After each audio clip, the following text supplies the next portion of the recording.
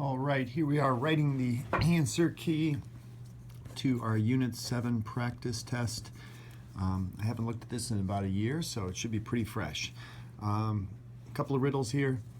I am a quadrilateral with exactly one pair of parallel sides. What am I?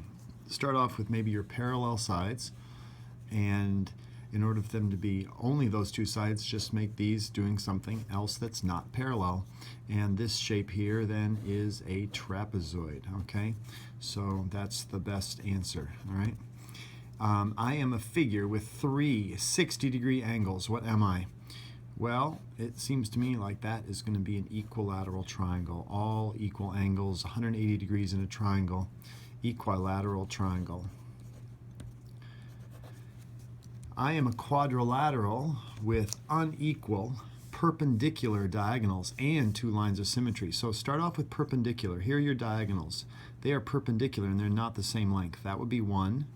Here would be like another, all right? Unequal and they're perpendicular. If you join these up, what do you get? Well, you get something that's like a kite, or I don't know, maybe even like an isosceles trapezoid or something like that. But in order for that to be two lines of symmetry, you should have a line of symmetry this way and a line of symmetry that way.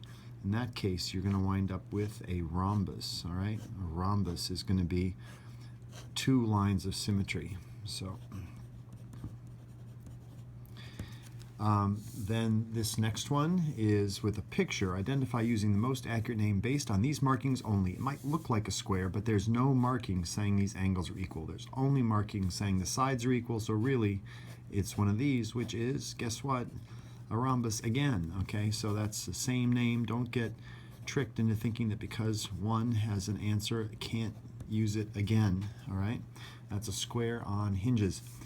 Describe how to construct a parallelogram with sides in a 3-to-1 ratio.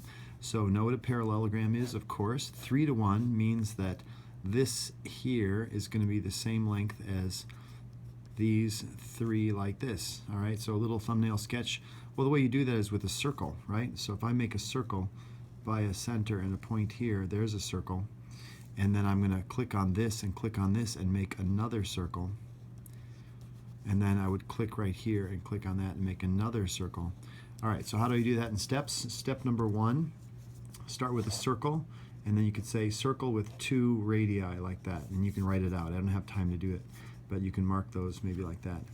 And then you can take that circle and those 2 radii and you can extend that. And then step 3 would be take that circle with those 2 radii and that extended side and then make a new parallel. As long as it's pretty clear what you're doing each step, you should be fine.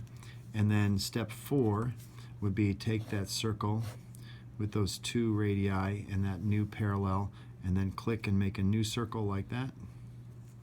And then step 5 would be basically the same drawing. You don't have to do it maybe exactly in this detail, but there's the second circle, and then here's the third circle. And then again, you could just write with little arrows, but here is then your parallelogram. You could just say p-gram, and it'll be clear that you know what you're doing, all right? Carpenters use the measurements of the diagonals in a door frame to make sure the doof, oh, that's funny. Didn't have my glasses on when I typed that. The door fits in a rectangular space. All right, so here's your door frame. And you check those diagonals. And if they are exactly equal, then that is rectangular, because the diagonals of a rectangle must be equal. If the diagonals are not the same length, then what shape is the opening? Well, if it's wrong, you're going to get it like this. It's going to slope that way. And this one will be shorter, and this one will be longer. So that would be a parallelogram. So the answer would be, if a door frame is not rectangular, it is like a parallelogram. All right. Now we're just crunching some numbers here. I've got the calculator. Solve for the missing variable. Give answers in exact and decimal form. 24 and 32. If you know two sides, you do Pythagoras. If you want to be clever about it, it turns out that this is 8 times 3, and this, oh dear, so this is 32, yep, 8 times 3. This is 8 times 4, so this is a 3, 4, 5 right triangle. It's just all been multiplied by a factor of 8. So this x equals 40, and obviously that is exact, and then that's decimal as well. So you get a twofer there. You don't have to write it twice. I mean, if you want to, you can, I guess. So this one now, the hypotenuse is 8. So I write 4 squared plus b squared equals 8 squared. You can write a squared plus b squared equals c squared if you want. 16 plus b squared equals 64. B squared then is equal to 48. And now I can do my factor tree: 2 and 24 and 2 and 12 and 2 and 6 and 2 and 3, and you get that hockey stick. Okay, and you get one pair of 2's, another pair of 2's, the two 2's come out, and this equals, when we take the square root of both sides, this equals 2 times 2 is 4. What's left behind is the 1, 3. And that is the exact answer, and then you can just do wavy equals lines and just say, well, the square root of 49 is exactly 7, so I know this is going to be like 6.9. Okay, there are your two good answers. Same thing with this one, only now we've got 30 degrees and we've got 5. This is our special right triangle, okay? So you get exact answers when you do that. We know that we take the short leg. If this is 30, that's opposite the short leg. That's going to be doubled, so this equals 10. And then I multiply by radical 3. Remember, the 3 in 30 gives me radical 3 as the multiplier, so this is 5 radical 3. These are the exact answers. I don't have to write that in decimal form, but 5 radical 3, I can just take my calculator and I can say 5 times second square root of 3, enter, and that's 8.66.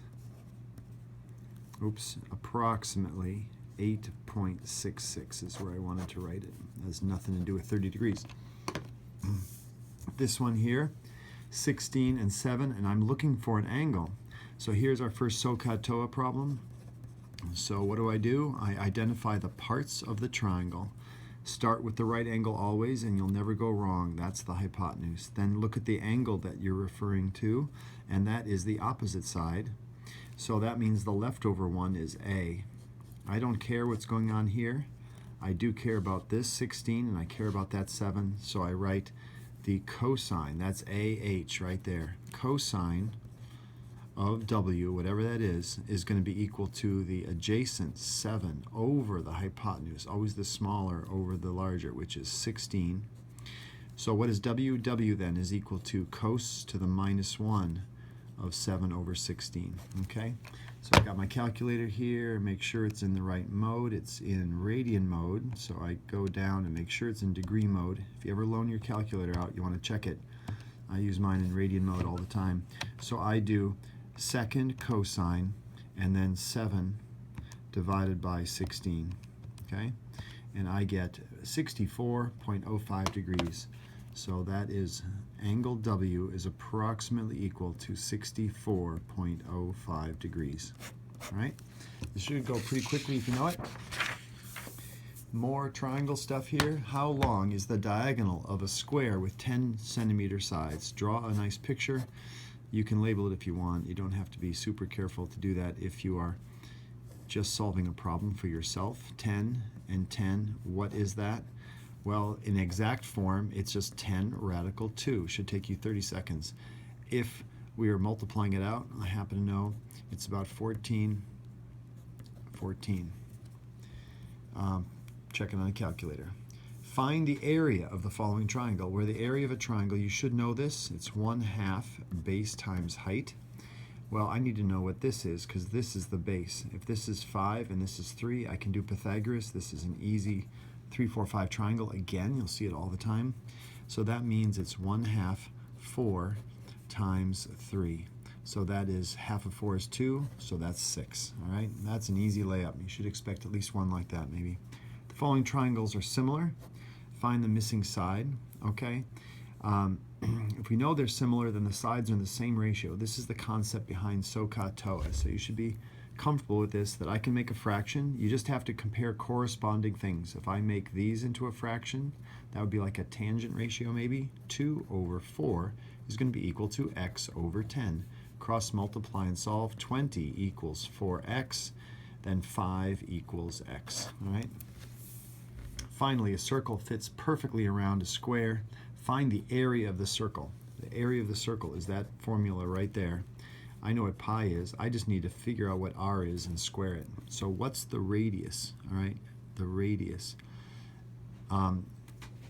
If the length of one side of the square is 8 centimeters, if that's 8, okay, then that means this whole length here is our magic 8 radical 2, and this would be half of that. That's 4 radical 2. That's the exact thing you put in there, 4 radical 2. That's how those shortcuts help you.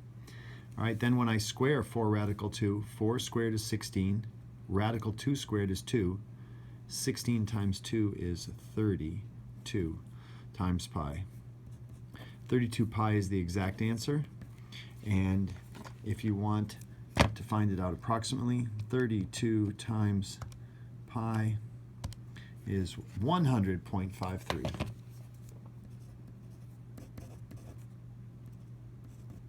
All right, there's the test. Good luck, folks.